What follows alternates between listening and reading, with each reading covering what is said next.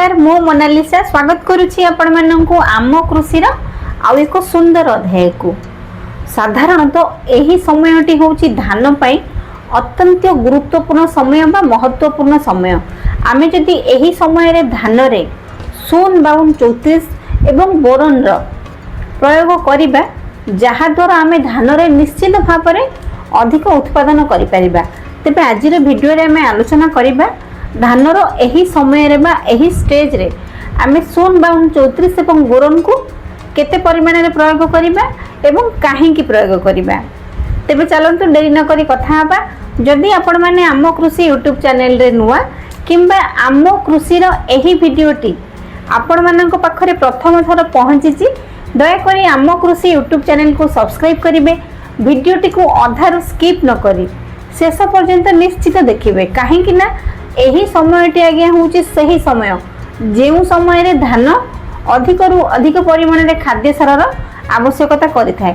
तबे एही समय रे हमें धान रे केउ प्रकार सार बा अनुसार प्रयोग करिबा। तबे चलंतु से विषय रे आगो को कथा हबा। आपण माने निश्चित जानि थिबे साधारणतः धान फसल पई सब प्रकार पोषक तत्व बा खाद्य सारर आवश्यकता रहिछि, किंतु धान फसल रो एमिति भी स्टेज रहिछि जेउ स्टेज रे आज्ञा खाद्य सार किबा पोषक तत्वर अधिक आवश्यकता पड़ी थाए।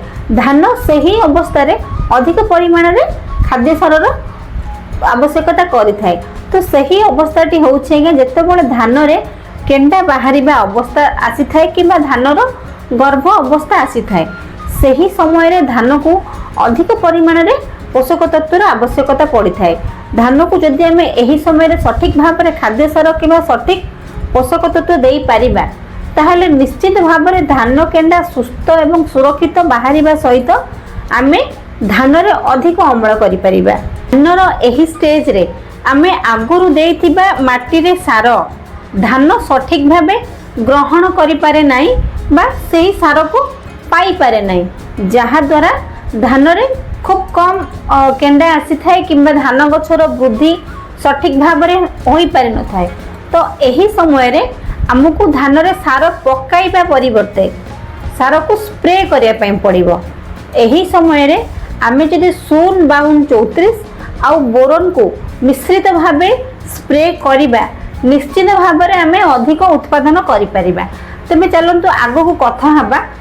सोन 5234 सेथिरे कोन अछि, आमे कोन पई एहा को आम धान फसल रे स्प्रे करिबा। प्रथमे आमे जानिबा एही एनपीके सोन 5234 रे कोन रहिछि जहां आमे आम धान फसल पई एहा को प्रयोग करिबा। एनपीके सोन 5234 रे आज्ञा 0% रहिछि आपनकर नाइट्रोजन, 52% रहिछि आपनकर फास्फोरस, 34% रहिछि आपनकर पोटास। एथिरे नाइट्रोजन नाही कहिले चले। एहा अति सहज रे पानी रे द्रवीभूत होई जाय, तेनु करी एहा को आमे अति सहज रे स्प्रे करि परिबा। एबे आपण भाबुथिबे धानर एही अवस्था रे आमे नाइट्रोजन काहे की पकेइबा नै। आज्ञा आमे नाइट्रोजन एथि पई पकेइबा नै जदि आमे धानर गर्भ अवस्था रे आज्ञा नाइट्रोजन प्रयोग करिबा ताहेले नाइट्रोजन प्रयोग करिबा फल रे नाइट्रोजन टी आज्ञा धान गछ को बढ़ाइबारे सहायता करिथाय, जहा द्वारा कि धान केंडा बाहरिबार लेट होई थाए एवं केंडाटी खूब छोट होई थाए एवं जहा द्वारा कि धान खूब कम अमल मध्य आसी थाए।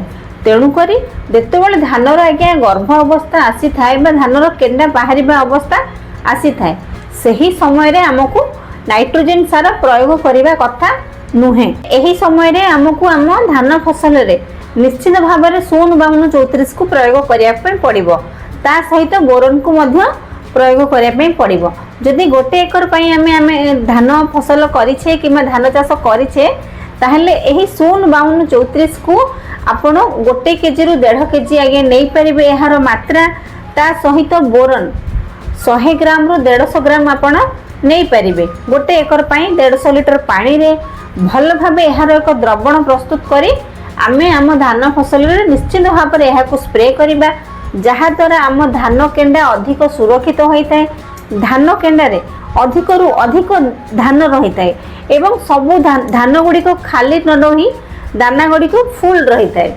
तेणु करी धानर एही समय रे आमको शून बावन 34 ता सहित बोरन 20 को प्रयोग करबा निहाती आवश्यक। आशा करूची धानर केंडा बाहरिबा समय रे आमे जदि शून बावन 34 और बोरन को स्प्रे करबा एहा ऊपर एही छोट वीडियोटी आपण माननकु निश्चित भाव में भल लागिथिबो।